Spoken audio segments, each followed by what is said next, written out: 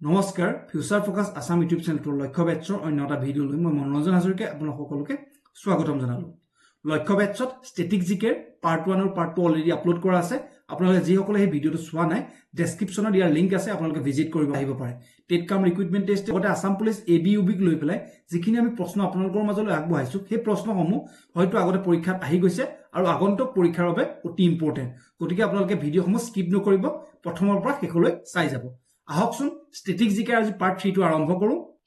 আজি সেশনটোৰ প্ৰথমটো question, in which city of India would you find the Swami Vivekananda airport? ভাৰতৰ কোনখন চহৰত স্বামী বিবেকানন্দ বিমানবন্দৰ অৱস্থিত? Option A Kanyakumari, option B Raipur, option C Ranchi, option D Durgapur. ইয়াৰ ভিতৰত শুদ্ধ উত্তৰটো হ'ল ৰায়পুৰ। ৰায়পুৰত এই স্বামী বিবেকানন্দ এয়াৰপোৰ্ট অৱস্থিত আৰু ৰায়পুৰ ক'ত আছে? ৰায়পুৰ আছে ছত্তীশগড়।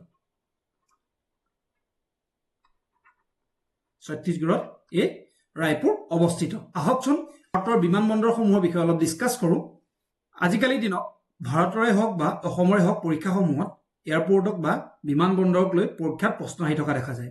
এতিয়া আমি জানো ছত্ৰপতি শিৱাজী ইন্টাৰনেশ্যনেল এয়াৰপোৰ্ট ক'ত অৱস্থিত? মুম্বাইত অৱস্থিত। কেম্পেগৌড়া ইন্টাৰনেশ্যনেল এয়াৰপোৰ্ট ক'ত অৱস্থিত? বেংগলোৰ, যিটো one of the famous airport in India. Chennai international airport Chennai. Netaji Subhash Chandra Bose Kolkata বা ওয়েস্ট বেঙ্গলত অবস্থিত। চৌধুরী চরণ সিং লখনৌ। গুরু রামদাসজির এই এয়ারপোর্টটো ক'ত অবস্থিত? অমৃতসর। ঠিকে আছে নে? ঠিক একেধৰণে সুরাট ইন্টারনেশনাল সুরাটত অবস্থিত। কোচিটো আপোনালোকে গম পালে। সর্দার বল্লভভাই পটেল আহমেদাবাদ, যেটো one of the most important হয়, এইটো পরীক্ষাত খুব রিপিট হওয়া দেখা যায়।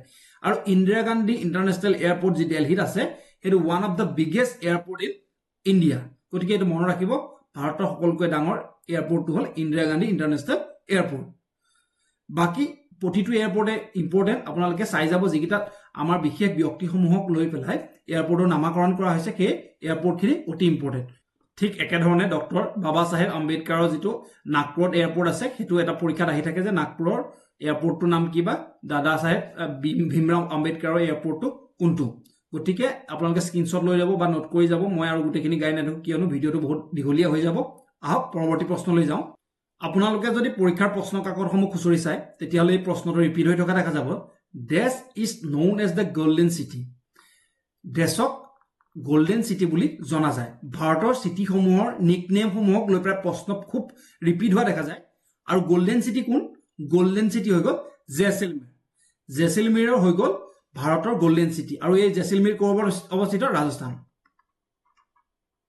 আৰু জেচলমেৰত ভাৰতৰ বিএছএফৰ সকলোতকৈ ডাঙৰ কেম্পটো অৱস্থিত। এতিয়া আমি স্ক্ৰিনত দেখিবলৈ পাইছো মই কেইখনমান চহৰৰ যিকেইটা পৰীক্ষাত ৰিপিট হৈ থাকে চহৰ কেইখনৰ নিকনেম আপোনালোকৰ মাজলৈ আগবঢ়াইছো। ইয়াৰ প্ৰশ্ন প্ৰতিটো পৰীক্ষাত আহি থকা দেখা যায়। আহমেদাবাদ ক'ত আছে? গুজৰাটত। মানচেষ্টাৰ অফ ইণ্ডিয়া বুলি কোৱা হয়। আৰু কেতিয়াবা কি নামেৰে জনা যায়?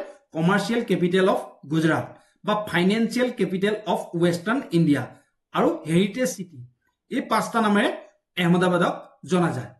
Bangalore silicon valley, one of the most repeated question and science city of India. Coimbatore তামিলনাডুত অৱস্থিত। মানচেষ্টাৰ অফ সাউথ ইণ্ডিয়া, এইটো আপোনালোকে ভুল নকৰিব। মানচেষ্টাৰ অফ ইণ্ডিয়া বুলি ক'লে আহমেদাবাদ আৰু মানচেষ্টাৰ অফ সাউথ ইণ্ডিয়া বুলি ক'লে Coimbatore. Textile city of India. তাৰপিছত দাৰ্জিলিং, কুইন অফ হিলছ, এইটো ৰিপিট হৈ থকা দেখা যায়, বহুত পৰীক্ষাত আহিছে। কুইন অফ হিলছ কোন? দাৰ্জিলিং, ৱেষ্ট বেংগলৰ। Dehradun, city of Indian city of love. ঠিক আছে। ধনবাদ, যি কয়লাৰ বাবে বিখ্যাত, coal capital of India. Coal capital of India কি? ধনবাদ। ডিব্ৰুগড়, আমাৰ অসমৰ ডিব্ৰুগড়ক টি চিটি অফ ইণ্ডিয়া, এইটো আমি সকলোৱে জানো আৰু অসমৰ পৰীক্ষাতটো আহেই বুলি ক'ব পাৰি। গয়া, গয়া কি বুলি? বিহাৰৰ গয়া কি বুলি জানে? The city of enlightenment. এইটো গয়াক দ্য চিটি অফ এনলাইটমেণ্ট বুলি কি কাৰণে কয়? ইয়াত কাৰণ বুদ্ধদেৱে এনলাইটিং হৈছিল বাবে বা জ্ঞানৰ প্ৰাপ্তি কৰিছিল বাবে তেখেতক নামৰ ওপৰতে ভিত্তি কৰি দ্য চিটি অফ এনলাইটমেণ্ট বুলি এই গয়াক কোৱা হয়। গুণ্টুৰ, গুণ্টুৰৰ জলকীয়াৰ কথা শুনিছে, গতিকে chilli capital of India Guntur. ইয়াৰ পিছত আহিলে হায়দৰাবাদ। হায়দৰাবাদ আছে বৰ্তমানৰ তেলেংগানা। ঠিক আছে নে? চিটি অফ পাৰ্লছ আৰু চিটি অফ নিজাম বুলি কোৱা হয়। জয়পুৰ, জয়পুৰ ৰাজস্থানত সকলোৱে জানে যে পিংক চিটি অফ ইণ্ডিয়া হ'ল জয়পুৰ আৰু হেৰিটেজ সিটি বুলি কি কাৰণে কোৱা হয় যে জয়পুৰত যে আমাৰ পুৰণা যিখিনি হেৰিটেজ আমাৰ কালচাৰ পোৱা যায় সেই কালচাৰবোৰৰ ওপৰত ভিত্তি কৰি এই জয়পুৰক হেৰিটেজ সিটি অফ ইণ্ডিয়া বুলি কোৱা হয় জামশেদপুৰ ক'ত আছে ঝাৰখণ্ডত আছে ষ্টিল সিটি অফ ইণ্ডিয়া এইটো সকলোৱে জানে ষ্টিলৰ ফেক্টৰীৰ বাবে জামশেদপুৰক ষ্টিল সিটি অফ ইণ্ডিয়া বুলি কোৱা হয় যোধপুৰ ব্লু সিটি গোল্ড সিটি অলৰেডি আপোনালোকে পঢ়িলে গতিকে ব্লু সিটিটো মনত ৰাখিব যোধপুৰ ৰাজস্থানত অৱস্থিত যোধপুৰক ব্লু সিটি বুলি কোৱা হয় বা সান সিটি বুলি কোৱা হয় ইয়াৰ পাছত মই সকলোবোৰ পঢ়ি নিদিওঁ মই ইম্পৰ্টেণ্ট খিনি আপোনালোকক গাই যাম কানপুৰ হৈ গ'ল ক'ত আছে ইউপিত আছে কানপুৰক কয় লেডাৰ সিটি ৰিপিট হয় দেই মোষ্ট ইম্পৰ্টেণ্ট বুলি মই লিখি দিছো কোচি দ্য কুইন অফ আৰেবিয়ান সি কোচি কোৱা হয় দ্য কুইন অফ আৰেবিয়ান সি এইটো এটা মোষ্ট ইম্পৰ্টেণ্ট ঠিক আছে তাৰপিছত আহিলে লক্ষ্ণৌ সিটি অফ নৱাবছ কি Lucknow Madurai the city of festival Madurai হৈ গ'ল তামিলনাডুৰ মাদুৰাইক সিটি অফ ফেষ্টিভেল বুলি কোৱা হয় মালদা আপোনালোকে সকলোৱে জানে মালদা কিহৰ বাবে বিখ্যাত আমৰ বাবে বিখ্যাত আৰু মেংগো সিটি বুলি ভাৰতৰ মেংগো সিটি কি মালদা আম বুলি আমি সকলোৱে শুনি পাইছোৱেই মুম্বাই একদম সবতকৈ বেছি ফেমাছ নেমটো হৈ গ'ল সিটি অফ ছেভেন আইলেণ্ড হৈ গ'ল মুম্বাই ঠিক আছে গেটৱে অফ ইণ্ডিয়া বুলিও মুম্বাই কোৱা হয় মৈসুৰ হৈ গ'ল চাণ্ডালুড সিটি মৈসুৰৰ চাণ্ডাল বা চন্দন খুব বিখ্যাতভাৱে চাণ্ডালুড সিটি বুলি কোৱা হয় নাগপুৰৰ কি অৰেঞ্জ সিটি বুলি কোৱা হয় ব্লু সিটি অৰেঞ্জ সিটি গোল্ডেন সিটি মনত ৰখাটো অতি দৰকাৰ উটি যেটো এটা ফেমাছ টুৰিষ্ট প্লেচ হয় এই উটি কুইন অফ হিল ষ্টেচন বুলি কোৱা হয় সময় পালে কেতিয়াবা উটি আপোনালোকে যাব সুৰাটৰ সিটি অফ ডায়মণ্ড বুলি কোৱা হয় তেজপুৰ আমি সকলোৱে জানো সিটি অফ ব্লাড বুলি কোৱা হয় পানিপত সিটি অফ ৱেভছ বুলি কোৱা হয় কিয়নো ইয়াত পুৰণা হিষ্ট্ৰী যদি চাওঁ সকলো ধৰণৰ যুদ্ধসমূহ পানিপত 1 পানিপত 2 বা মহাভাৰতৰ যুদ্ধ হিষ্ট্ৰী সকলোবোৰ পানিপততে হৈছিল ঠিক আছে না গতিকে সিটি অফ ৱেভছ বুলি কোৱা হয় পানিপতক কোৱা হয় আৰু ই ক'ত অৱস্থিত বৰ্তমানৰ হাৰিয়ানাত অৱস্থিত Question number 3. As per census 2011, which of the following is the most thickly populated state in India? 2011 চনৰ লোকপিয়ল অনুসৰি তলৰ কোনখন ৰাজ্য ভাৰতৰ আটাইতকৈ ঘন জনবসতিপূৰ্ণ ৰাজ্য অপচনসমূহৰ ভিতৰত শুদ্ধ উত্তৰটো অপচন এ বিহাৰৰ জনবসতি 2011 চনৰ লোকপিয়ল অনুসৰি সকলোতকৈ বেছি আৰু ইয়াৰ জনসংখ্যাৰ ঘনত্ব আছিল 1106 প্ৰতি বৰ্গ কিলোমিটাৰ 1106 গল প্ৰতি বৰ্গ কিলোমিটাৰ এটো 2011 চনৰ সেন্সাস অনুসৰি আৰু 2001 চনৰ সেন্সাস অনুসৰি ইয়াৰ ডেন্সিটি আছিল 881 as per 2001 আৰু 2011 অনুসৰি 1106 বা 1106 আহকচোন এই বিষয়ে আৰু ডিসকাস কৰো আমি যদি 2011 চনৰ সেন্সাস ৰিপোৰ্ট চাও আমি দেখিবলৈ পাওঁ উত্তৰ প্ৰদেশৰ জনবসতি আটাইতকৈ বেছি আৰু জনবসতিৰ ক্ষেত্ৰত ঘনত্ব কিন্তু বিহাৰৰহে আটাইতকৈ বেছি ঠিক আছে না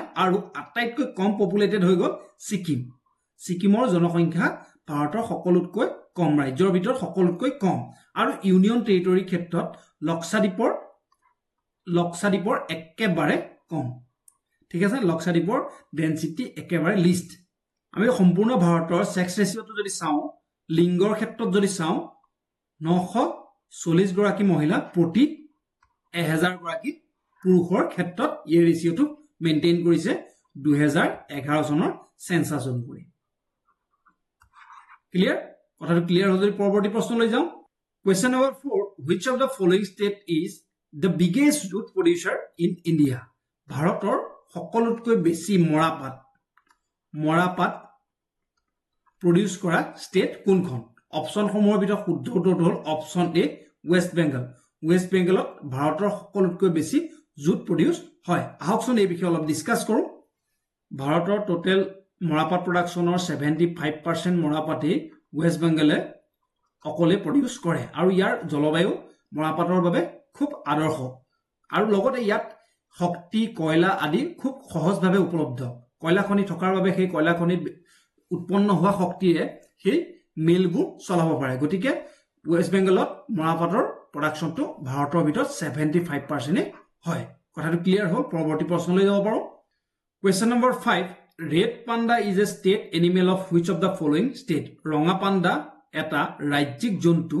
তলৰ কোনখন ষ্টেটৰ ৰাজ্যিক জন্তু ৰঙা পাণ্ডা সুধিছে অপচন সমূহৰ ভিতৰত শুদ্ধ উত্তৰটো অপচন ডি সিকিম সিকিমৰ ৰাজ্যিক জন্তু হৈ গল ৰঙা পাণ্ডা ঠিক একে ধৰণে মিজোৰামৰ ষ্টেট এনিমেল কি হিমালয়ান সেৰো মণিপুৰৰ কি মণিপুৰটো লিখে ইল্ড ডিয়াৰ বুলি কয় ডিয়াৰ বুলি কোৱা হয় ঠিক একে ধৰণে আপোনালোকে নৰ্থ ইষ্টৰ সম্পূৰ্ণ যিমান ষ্টেট আছে ষ্টেট সমূহৰ ৰাজ্যিক জন্তুটো আপোনালোকে চাই যাব কিয়নো পৰীক্ষাত অহা দেখা যায় পাৰিলে সম্পূৰ্ণ ভাৰতৰ ষ্টেট সমূহে চাই যাব পৰীক্ষাত আহিব পাৰে Question number 6 Vivekananda Rock Memorial is in which of the state Vivekananda Rock Memorial ভাৰতৰ কোনখন ৰাজ্যত অৱস্থিত অপচন সমূহৰ ভিতৰত শুদ্ধ উত্তৰটো অপচন এ তামিলনাডুৰ কন্যাকুমাৰী এই বিবেকানন্দ ৰক মেমৰিয়েল অৱস্থিত আহকচোন অলপ ডিসকাস কৰো ভাৰতৰ আটাইতকৈ দক্ষিণত থকা কন্যাকুমাৰীত এই বিবেকানন্দ ৰক মেমৰিয়েল অৱস্থিত ই এটা ভাৰতৰ কীৰ্তিচিহ্ন যি সীমাৰ পৰা সাগৰীয় সীমাৰ পৰা 500 মিটাৰ দূৰত অৱস্থিত আৰু দুটা হিলৰ ওপৰত ইয়াক নিৰ্মাণ কৰা হৈছিল আৰু ইয়াৰ নিৰ্মাতা আছিল Eknath Ranade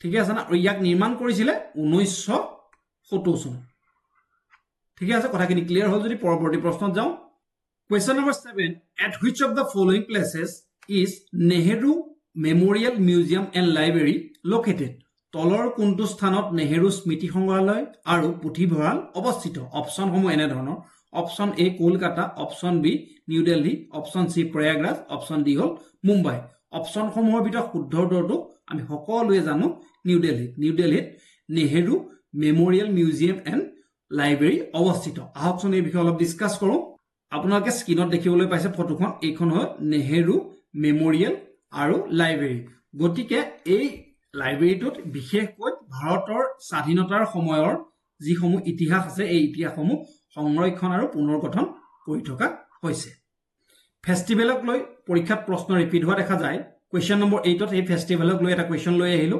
In which of the following temples is the Ambubasi fair celebrated every year তলৰ কোনটো মন্দিৰত প্ৰতি বছৰে অম্বুবাসী মেলা পালন কৰা হয় আমি সকলোৱে জানো কামাখ্যা মন্দিৰত বা কামাখ্যা টেম্পলত অম্বুবাসী মেলা প্ৰতি বছৰে পতা হয় আহকচোন এই বিষয়ে অলপ ডিসকাস কৰো অসমৰ গুৱাহাটীত প্ৰতি বছৰে কামাখ্যা মন্দিৰত কামাখ্যা টেম্পলত জুন মাহত এই পূজা পালন কৰা হয় সম্পূৰ্ণ পূজাটোৰ বাবে ভাৰতৰ বা বিশ্বৰ বহু স্থানৰ পৰা ভক্তসকলৰ সমাগম হোৱা দেখা যায় যেহেতু ফেষ্টিভেলক লৈ প্ৰশ্ন ৰিপিট হৈ থকা দেখা যায় গতিকে আৰু এটা ফেষ্টিভেলক লৈ প্ৰশ্ন লৈ আহিলো Question number 9 Kumbh Mela is not held at Kumbh Mela তলৰ কোনখন চহৰ বা কোনখন জায়গাত অনুষ্ঠিত নহয় সুধিছে অপচন সমূহ এ এলাহাবাদ বি উজ্জয়ন সি পুৰী ডি হৰিদ্বাৰ অপচন সমূহৰ ভিতৰত শুদ্ধ উত্তৰটো বা কুম্ভ মেলা অৱস্থিত নহয় বা অনুষ্ঠিত নহয় পুৰীত কুম্ভ মেলা অনুষ্ঠিত নহয় আহকচোন কুম্ভ মেলাৰ বিষয়ে অলপ ডিসকাস কৰো কুম্ভ মেলাটো ভাৰতৰ প্ৰতি 3 বছৰৰ মূৰে মূৰে 4টা স্থানত অনুষ্ঠিত হৰিদ্বাৰ এলাহাবাদ নাসিক আৰু উজ্জয়ন ঠিক আছে না আৰু গংগা যমুনা সৰস্বতী আৰু ক্ষিপ্ৰা নদীৰ পাৰত এই ফেষ্টিভেলটো অনুষ্ঠিত হয় আপোনালোকে কেতিয়াবা এলাহাবাদটো প্ৰয়াগৰাজ বুলি ক'ব পাৰে আপোনালোকে টিকচিন দিব একেই এলাহাবাদ আৰু প্ৰয়াগৰাজ একেই Question number 10 In which of the following places is the Govardhan Math located তলৰ কোনখন ঠাইত গোবৰ্ধন মঠ অৱস্থিত অপচন সমূহৰ ভিতৰত শুদ্ধ উত্তৰটো হ'ল অপচন ডি পুৰী আৰু এই পুৰী ওড়িশাত অৱস্থিত Question number 11 আৰু এতিয়ালৈকে যদি পঢ়ুৱাখিনি আপোনালোকে বুজি পাইছে আৰু আপোনালোক লাভৱান হৈছে বুলি ভাবে চেনেলটো লাইক এণ্ড সাবস্ক্ৰাইব আৰু শেয়াৰ কৰিবলৈ নাপাহৰিব খেলো India youth game was previously called খেলো ইণ্ডিয়া ইয়থ গেমক পূৰ্বতে কি বুলি জনা গৈছিল অপচন সমূহৰ ভিতৰত শুদ্ধ উত্তৰটো অপচন ডি খেলো ইণ্ডিয়া স্কুল গেম প্ৰথমে ইয়াক খেলো ইণ্ডিয়া স্কুল গেম বুলি জনা গৈছিল আৰু 2000 বিশেষকৈ 2019 চনত যেতিয়া কলেজ ষ্টুডেণ্টক ইনক্লুড কৰিলে তেতিয়াৰ পৰা ইয়াক খেলো ইণ্ডিয়া ইয়থ গেম বুলি ক'বলৈ ল'লে এটা one of the most repeated question এটা লৈ আহিছো যেটো যোৱাবাৰ পৰীক্ষাটো অহা দেখা গৈছে how many players are there in kho kho খোখোত কিমানজন খেলুৱৈ আছে অপচনসমূহৰ ভিতৰত আপোনালোকে যদি দেখে B2 শুদ্ধ যেন লাগে আৰু D এই D2 শুদ্ধ যেন লাগে কিয়নো খোখত যেতিয়া প্লেইং অন কন্ডিশনত থাকে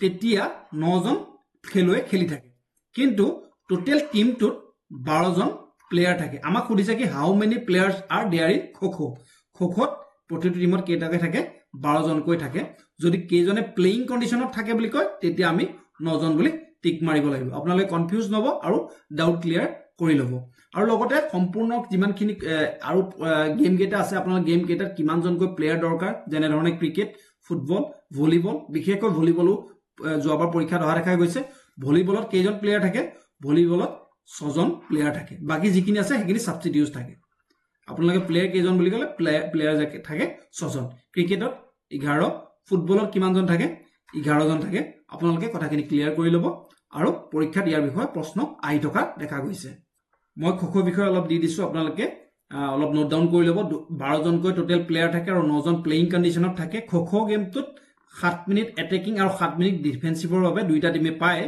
লগতে খোখো গেমটোৰ ইয়াৰ মডাৰ্ন ষ্টেজটো আহিছিল 1914 চনৰ পৰা ইয়াৰ মডাৰ্ন যেটো এটা ৰুল ৰেগুলেশন বনোৱা হৈছিল নহলে আৰু হিষ্ট্ৰীত আমাৰ ভাৰতত এই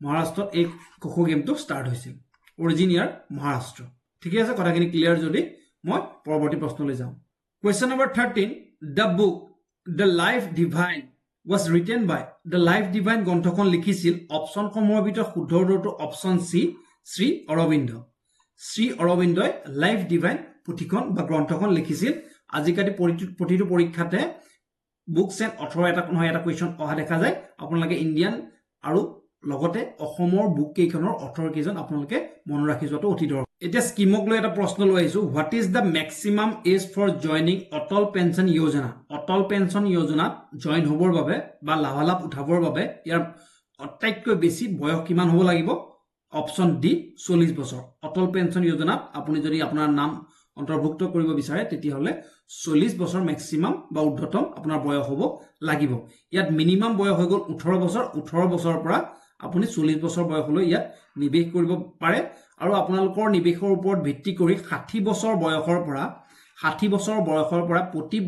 প্ৰতি মাহে আপোনালোকে পেঞ্চন হিচাপে 1000ৰ পৰা 5000 লৈ আপোনালোকে পেঞ্চন হিচাপে পাই যাব আৰু এই অটল পেঞ্চন যোজনাটো 2015 চনৰ 9 মেৰ পৰা ভাৰত চৰকাৰে লাগু কৰিছিল আৰু ইয়াৰ ষ্টাৰ্টিং কেতিয়া হৈছিল বুলি ক'লে আমি কম 2015 চনত আৰু ইয়াৰ বয়সৰ লিমিট হৈ গ'ল 18 পৰা 40 বছৰ আৰু 60 বছৰৰ পিছৰ পৰা ইয়াৰ পেঞ্চনৰ লাভালাভ আমি সকলোৱে পাব পাৰো কোৱেশ্চন নম্বৰ 15 আৰু এই সেশনটোৰ অন্তিমটো প্ৰশ্ন which of the following films is set in backdrops of India China War of 1962 1962 চনৰ ভাৰত চীন যুদ্ধৰ পটভূমিত তলৰ কোনখন ছবি পৰিবেশন অপচন সমূহৰ ভিতৰত শুদ্ধ উত্তৰটো অপচন বি হকিকত মুভিখন বা হকিকত সিনেমাখন ভাৰতৰ আৰু চাইনাৰ যি 1926 চনত যুদ্ধ হৈছিল সেই যুদ্ধৰ পটভূমিত সৃষ্টি কৰা বা